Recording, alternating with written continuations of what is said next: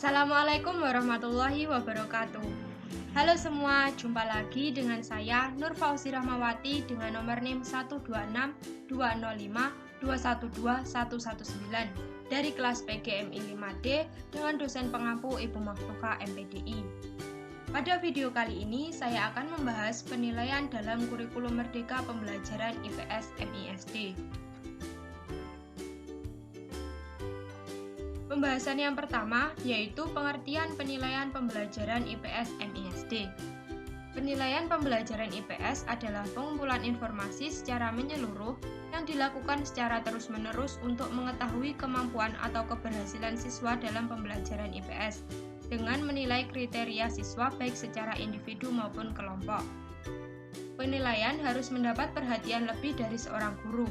Untuk itu harus dilakukan dengan baik karena merupakan komponen dari pengembangan diri baik secara individu maupun kelompok. Selanjutnya yaitu prinsip-prinsip penilaian kurikulum merdeka. Yang pertama, penilaian hendaknya didasarkan atas hasil pengukuran yang komprehensif. Yang kedua, harus dibedakan antara penskoran atau scoring dan penilaian atau grading.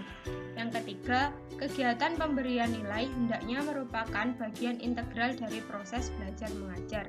Yang keempat, penilaian harus comparable atau penilaian harus dilakukan secara adil. Yang kelima, sistem penilaian yang dipergunakan hendaknya jelas bagi siswa dan juga bagi pengajar. Selanjutnya yaitu jenis-jenis penilaian kurikulum merdeka.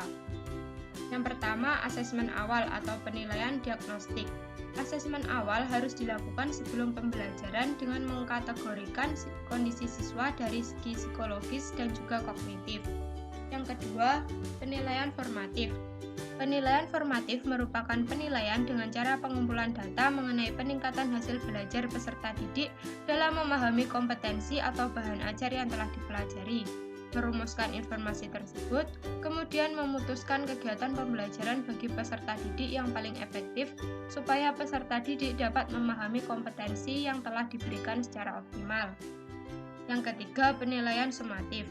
Penilaian sumatif merupakan penilaian yang dilakukan untuk memastikan tercapainya tujuan pembelajaran secara keseluruhan. Selanjutnya yaitu instrumen penilaian dalam kurikulum Merdeka Pembelajaran IPS MISD. Yang pertama ada rubrik. Rubrik merupakan panduan penilaian terdiri dari kriteria yang digunakan guru dalam memberi nilai atau memberi tingkatan dari hasil pekerjaan siswa. Rubrik memuat standar yang harus dicapai siswa dalam suatu pekerjaan beserta panduan untuk guru dalam mengevaluasi. Yang kedua ada checklist. Checklist adalah instrumen penilaian yaitu alat observasi yang menunjukkan sejauh mana anak memiliki sifat atau perilaku tertentu untuk kemudian dinilai secara subjektif dan real atau nyata. Checklist digunakan untuk menilai karakteristik seperti tingkat kepercayaan atau motivasi inisiasi anak. Yang ketiga ada catatan anekdotal. Catatan anekdotal adalah catatan singkat pengamatan yang berfokus pada aktivitas dan perilaku yang signifikan, serta latar belakang kejadian dan hasil analisis pengamatan yang dilakukan. Yang keempat ada grafik perkembangan atau kontinum, merupakan grafik atau infografik yang menggambarkan tahap perkembangan belajar. Selanjutnya jenis teknik penilaian dalam kurikulum Merdeka Pembelajaran IPS MISD. Yang pertama yaitu observasi. Merupakan penilaian peserta didik yang dilakukan secara berkesinambungan melalui pengamatan perilaku yang diamati secara berkala. Yang kedua, penilaian kinerja. Bentuk penilaian kinerja yang dapat diberikan kepada peserta didik dapat berupa penilaian praktik, penilaian produk, penilaian proyek atau portofolio. Yang ketiga, penilaian proyek.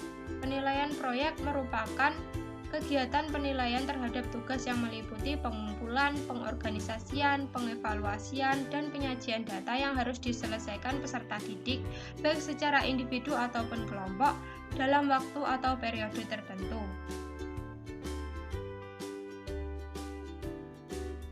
Yang keempat ada tes tertulis. Tes tertulis merupakan tes dengan soal dan jawaban yang disajikan secara tertulis untuk mengukur atau memperoleh informasi tentang kemampuan peserta didik. Yang kelima ada tes lisan. Tes lisan merupakan pemberian soal atau pertanyaan yang menuntut peserta didik menjawab secara lisan dan dapat diberikan secara klasikal ketika pembelajaran. Yang keenam ada penugasan. Penugasan atau pemberian tugas kepada peserta didik untuk mengukur pengetahuan dan memfasilitasi peserta didik memperoleh atau meningkatkan pengetahuan. Yang ketujuh ada portofolio. Penilaian portofolio merupakan kumpulan dokumen hasil penilaian, penghargaan, dan karya peserta didik dalam bidang tertentu yang mencerminkan perkembangan reflektif integratif dalam kurun waktu tertentu. Sekian pembahasan dari saya, terima kasih. Hantu dedemit pergi berlari, tidak terasa, tidak tersentuh. Mohon pamit undur diri. Wassalamualaikum warahmatullahi wabarakatuh.